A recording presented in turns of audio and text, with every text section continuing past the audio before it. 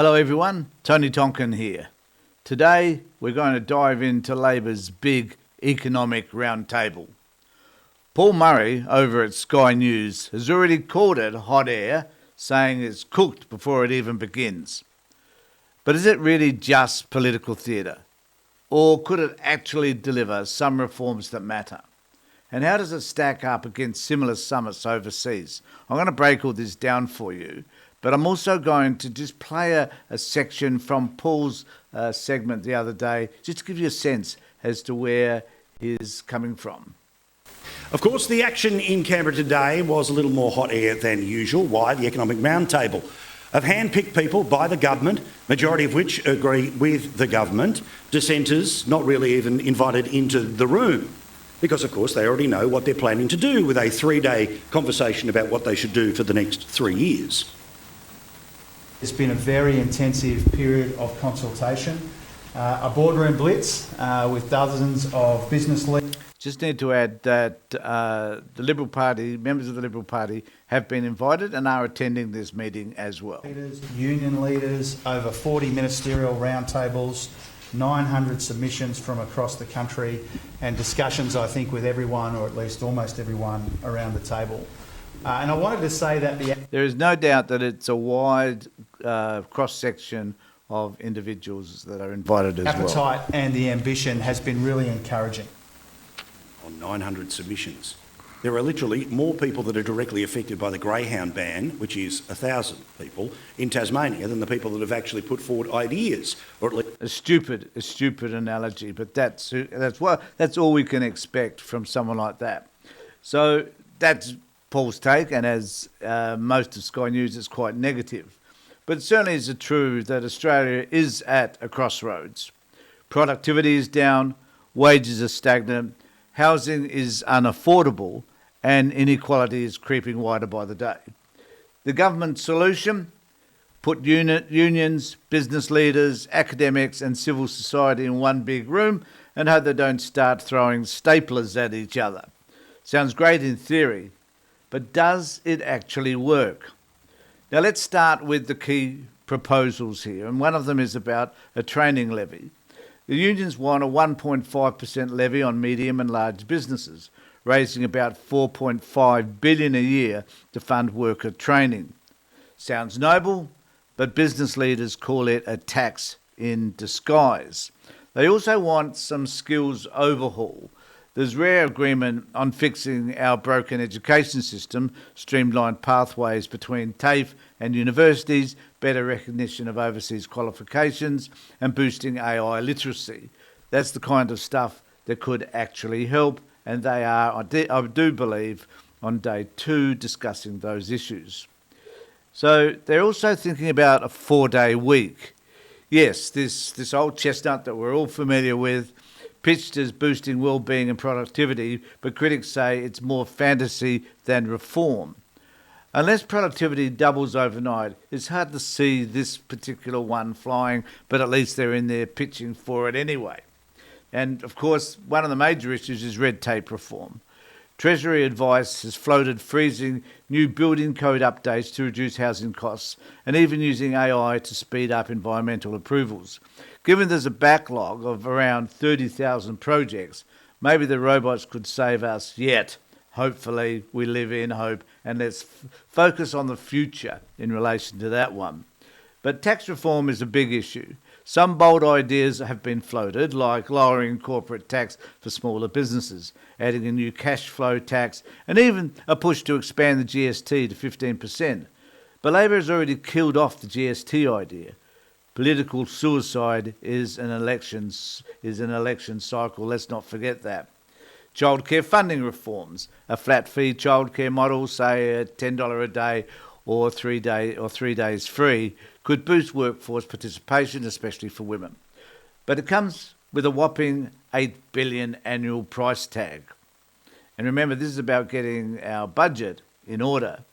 Housing and investment. Well, finally, the big one, housing.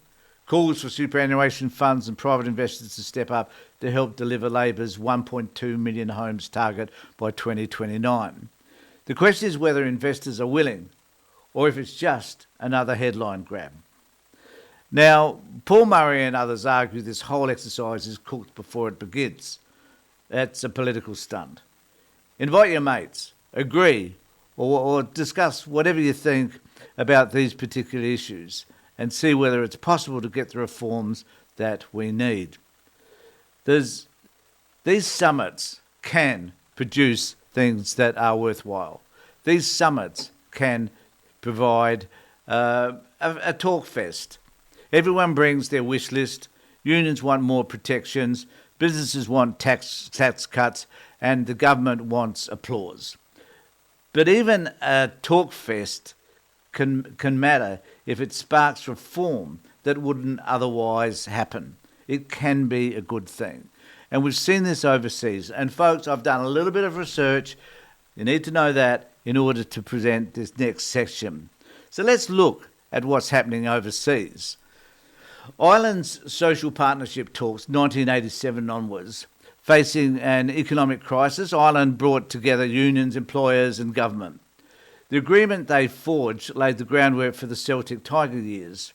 Wages were restrained, taxes were reformed and investment boomed. A model of social dialogue that actually worked, at least until the GFC, but then again everything else failed them. New Zealand's Future of Work Forum by Jacinda Ardern's government held reforms with unions and businesses to plan for technological change. The results? Incremental. Not transformative, they were incremental, but they helped shape training and welfare policy.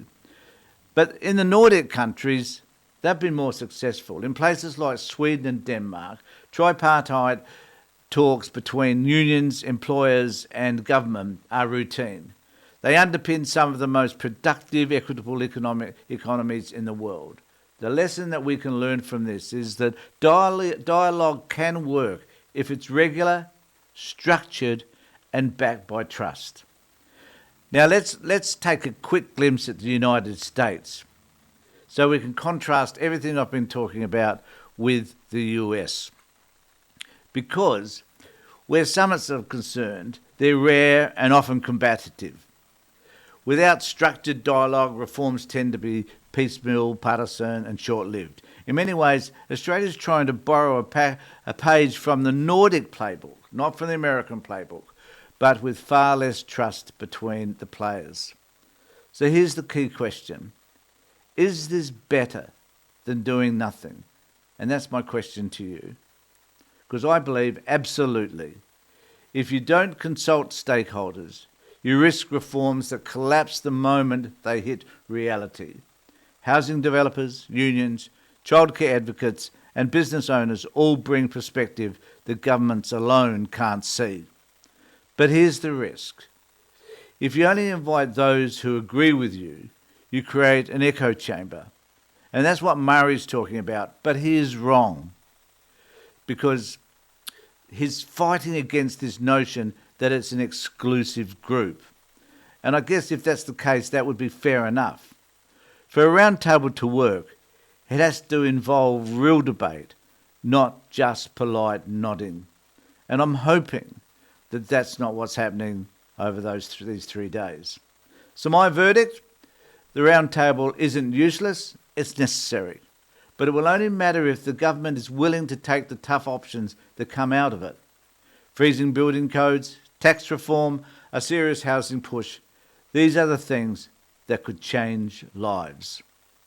If it's just another glossy press release with smiling photos and empty promises, then yes, Paul Murray will be right. It really was cooked before it began. But me, well, I'd rather have stakeholders at the table than locked outside the door, to have them with us rather than excluded. The question is, will anyone in Canberra actually listen? Let me know what you think.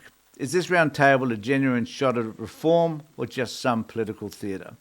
Drop your thoughts in the comments, and if you want more analysis with a side of sarcasm, I suggest you subscribe to the Tony Tonkin Show, hit the like button, and share this video with your mates.